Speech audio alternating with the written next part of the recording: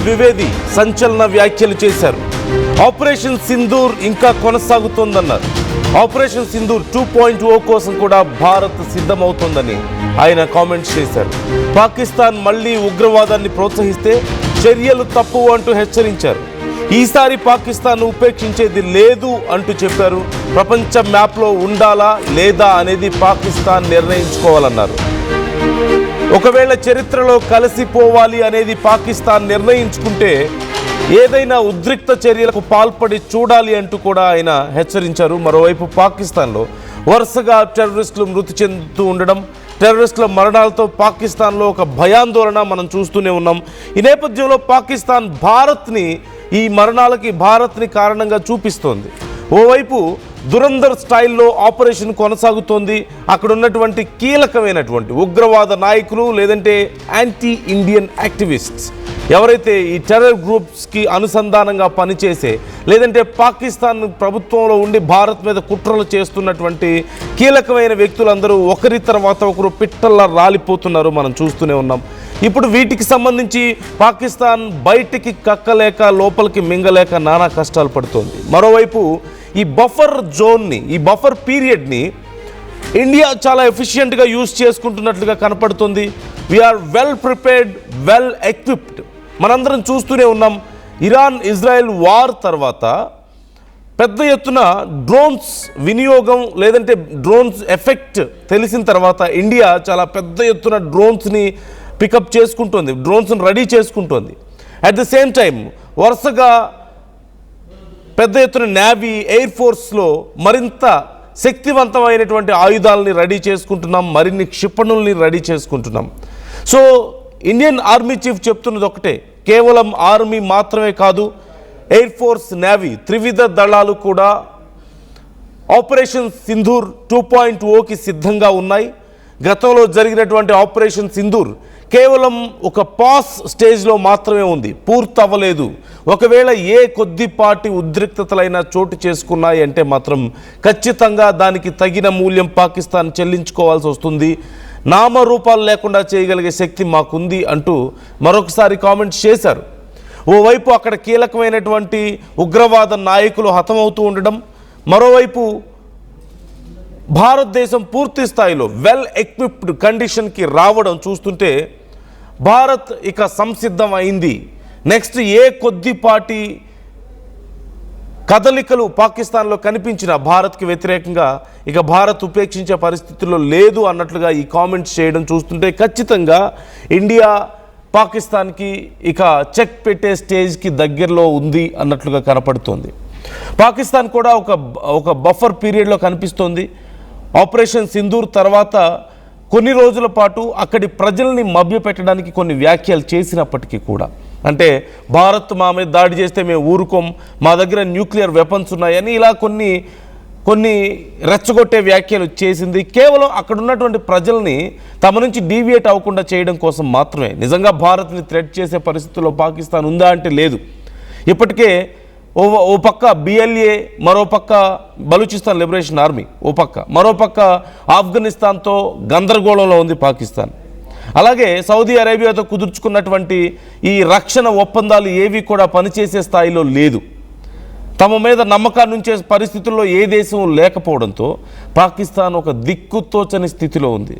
America తన తలనొప్పులతో తాను అల్లాడిపోతుంది. ఓ పక్క ట్రంప్ ఇప్పుడు పాకిస్తాన్ని పట్టించుకునే స్టేజ్లో కానీ, పాకిస్తాన్కి ఏదో హెల్ప్ చేసే స్టేజ్లో కానీ లేకపోవడం, ఇక అడుక్కునే పరిస్థితుల్లో ఉన్నామని చెప్పేసి డైరెక్ట్గా వాళ్ళ ప్రధానే మీడియా ముందు, అంతర్జాతీయ మీడియా ముందు చెప్పుకొని ఏడ్చినటువంటి పరిస్థితి మనం చూసాం.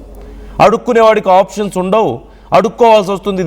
దేశం కోసం మేము చాలా చీప్గా చూస్తున్నారు, ఈ పరిస్థితిని మేము చాలా కష్టంగా ఉంది ఇలాంటి పరిస్థితి అని చెప్పినటువంటి సందర్భం కూడా మనం చూసాం.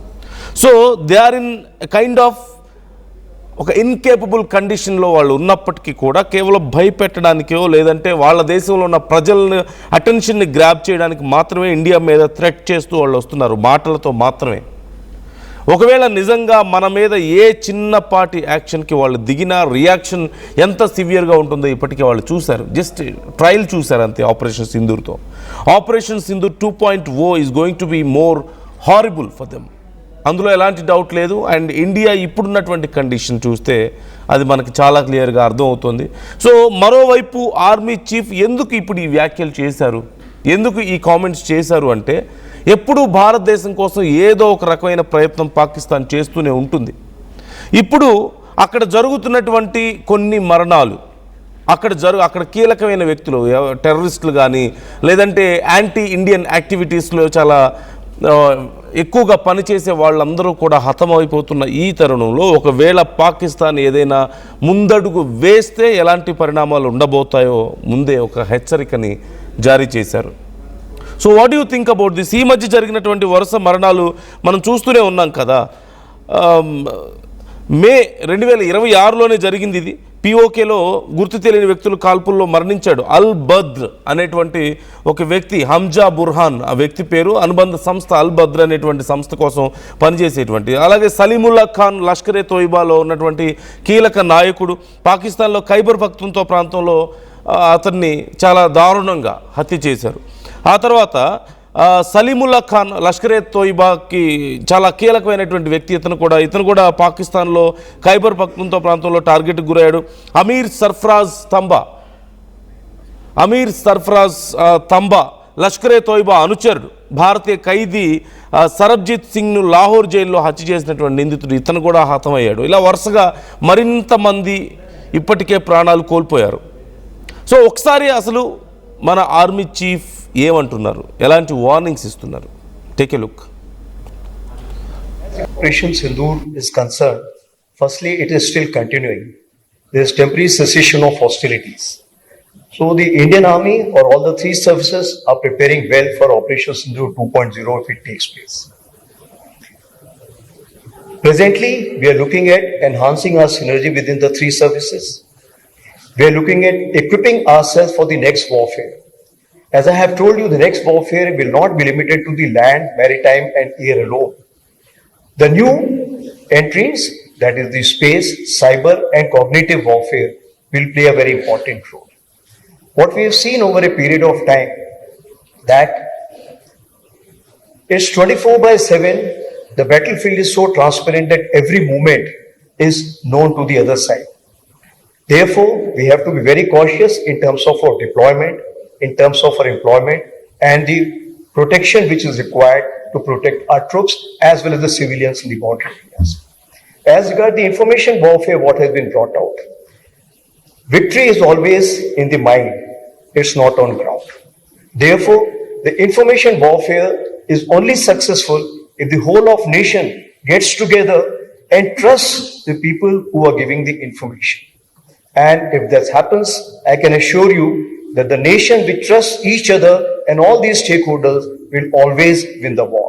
Operation Sindoor is concerned. So మనం చూస్తున్నాం కదా, వరుసగా జరుగుతున్నటువంటి ఇన్సిడెంట్స్ ఇప్పుడు పాకిస్తాన్ని భయాందోళనకు గురి చేస్తున్నాయి.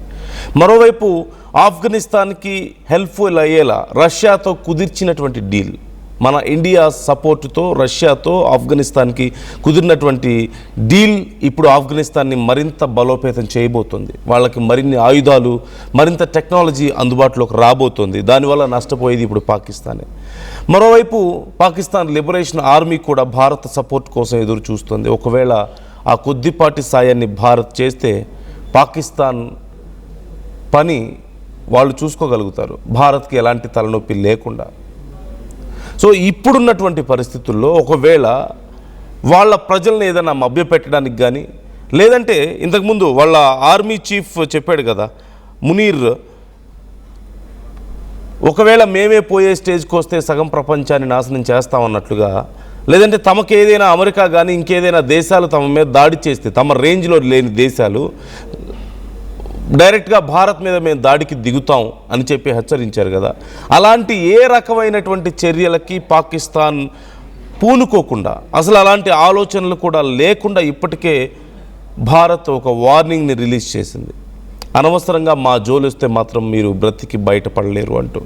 And once again I would like to read some names. ఈ మధ్య జరిగినటువంటి ఇన్సిడెంట్స్లో కీలకమైనటువంటి వ్యక్తులు ఎవరెవరైతే ప్రాణాలు కోల్పోయారో వాళ్ళ అనుబంధ సంస్థలు ఒకసారి మనం చూస్తే, హంజా బుర్హాన్ అల్ బద్ర్ అనేటువంటి ఒక సంస్థ, ఉగ్రవాద సంస్థ, అక్కడ రాడికల్ సంస్థ ఇది, పిఓకేకి సంబంధించి. అలాగే సలీముల్లా ఖాన్ లష్కరే తోయిబాకి సంబంధించిన వ్యక్తి, అమీర్ సర్ఫరాజ్ తంబా లష్కరే తోయిబా అనుచరుడు, అలాగే షాహిద్ లతీఫ్ జైషే మొహమ్మద్లో చాలా కీలకమైన వ్యక్తి, 2016 పఠాన్కోట్ ఎయిర్ బేస్ దాడికి ప్రధాన సూత్రధారి కూడా. అలాగే సియోల్కోట్లో ఒక మసీదులో ప్రార్థనలు చేస్తుండగా ఇతను కాల్పుల్లో మరణించాడు.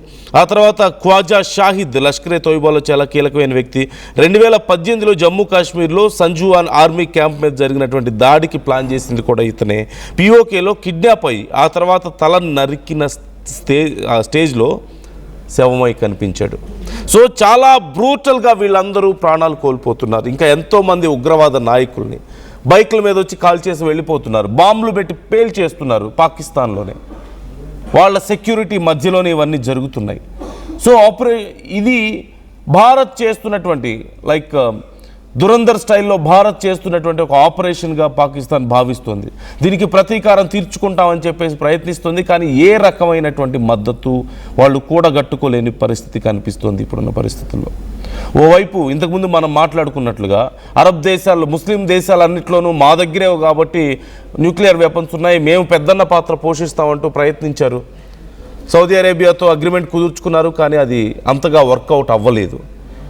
అలాగే ఇప్పుడు ఇరాన్ విషయంలో ఎటు తేల్చుకోలేని గందరగోళ పరిస్థితుల్లో ఉన్నారు. అటు సపోర్టు చేయలేరు, ఇటు వ్యతిరేకించను లేని పరిస్థితి కనిపిస్తుంది.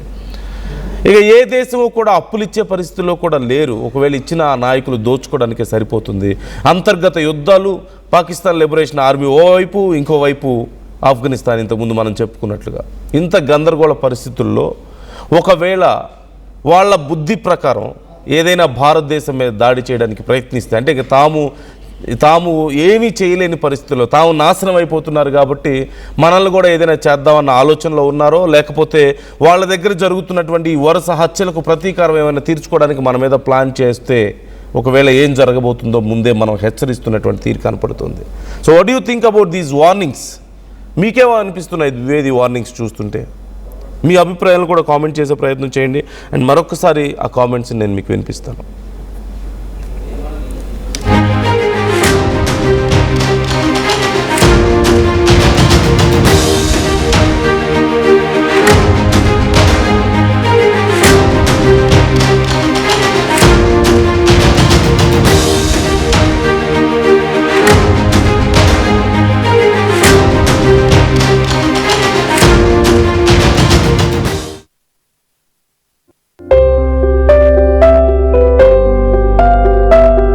చిన్న చిన్న ఆనందాలు 35 ఏళ్లుగా నా జీవితంలో లేవు.